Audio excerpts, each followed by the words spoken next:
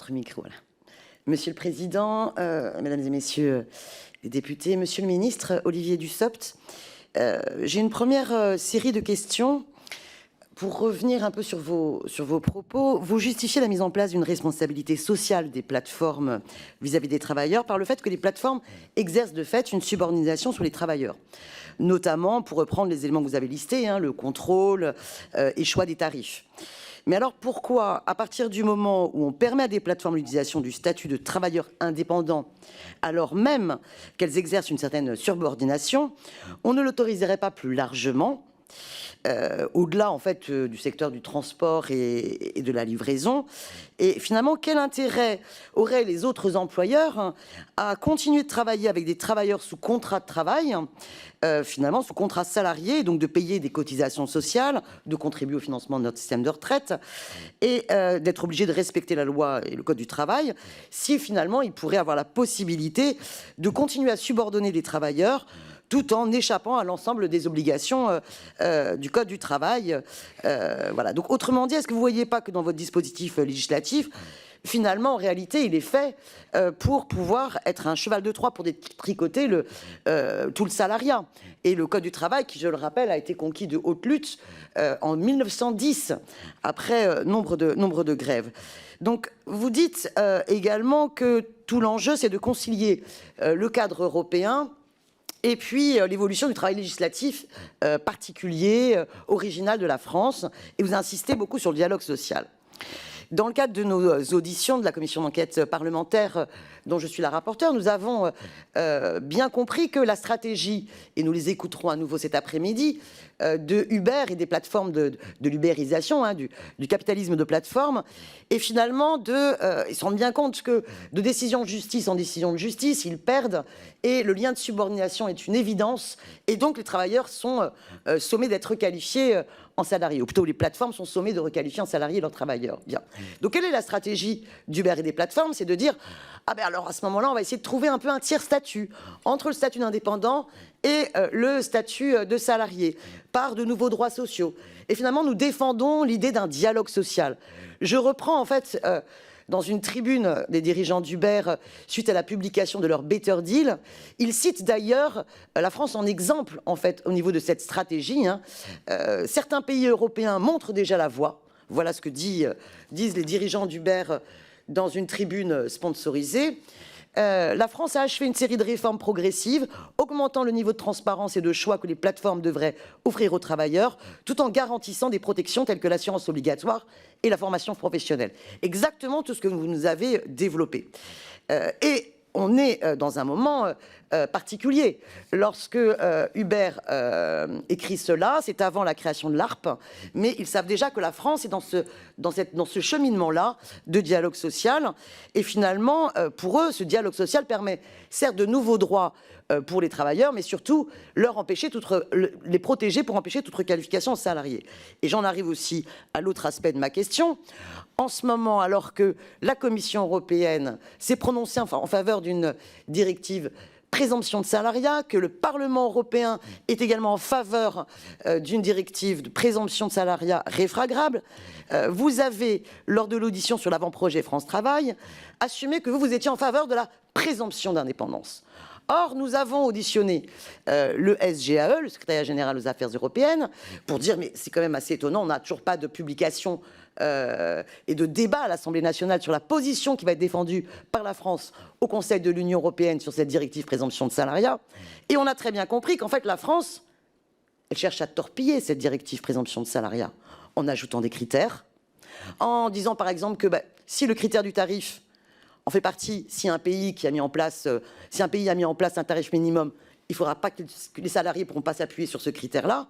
Et surtout, vous souhaitez que les pays qui ont notamment un dialogue social puissent déroger à l'application de cette directive présomption de salariat.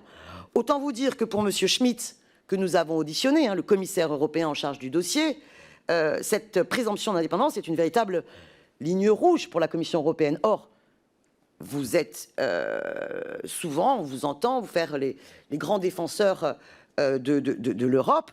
Or, quand pour une fois il y a une véritable avancée sociale est-ce que la France serait dans une stratégie finalement de Frexit vis-à-vis de cette directive présomption de salariat? Dernière chose, vous défendez le dialogue social. Est-ce que cette directive présomption de salariat a fait l'objet d'une discussion au sein de l'ARPE? Est-ce que les confédérations syndicales ont été entendues sur leur position sur cette question-là? En tant que rapporteur, je leur ai adressé un courrier. Les confédérations syndicales m'ont bien répondu.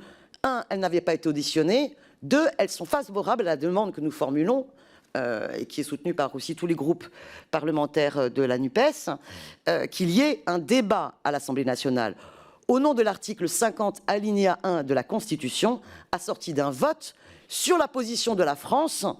Qu'est-ce qu'elle va défendre le 13 et 14 juin ou ultérieurement concernant cette directive présomption de salariat. Donc vous l'aurez compris, la question du dialogue social semble être la bonne stratégie pour Uber d'empêcher toute requalification de salariés.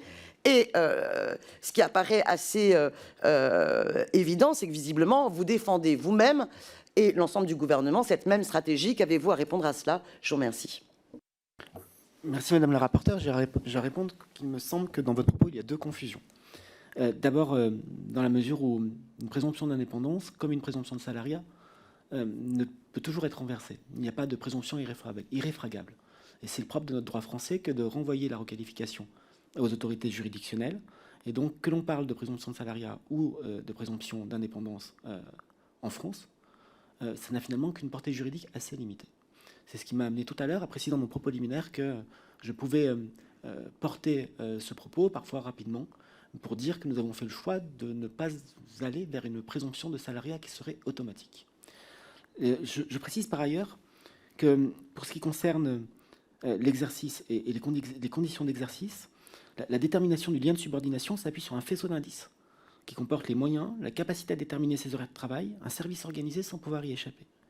Et qu'il y a, c'est pour ça que je parlais de confusion dans le propos qui est le vôtre à l'instant, une forme de confusion sur les conditions d'exercice de l'activité, en rappelant qu'un travailleur est salarié si l'employeur peut le sanctionner, a un pouvoir de direction et donne des ordres, et c'est là-dessus que le juge apprécie sa décision.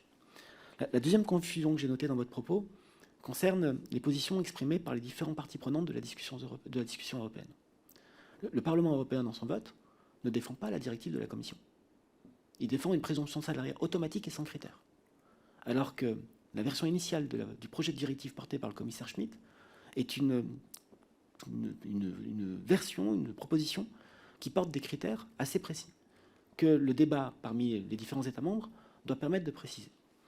Enfin, deux points.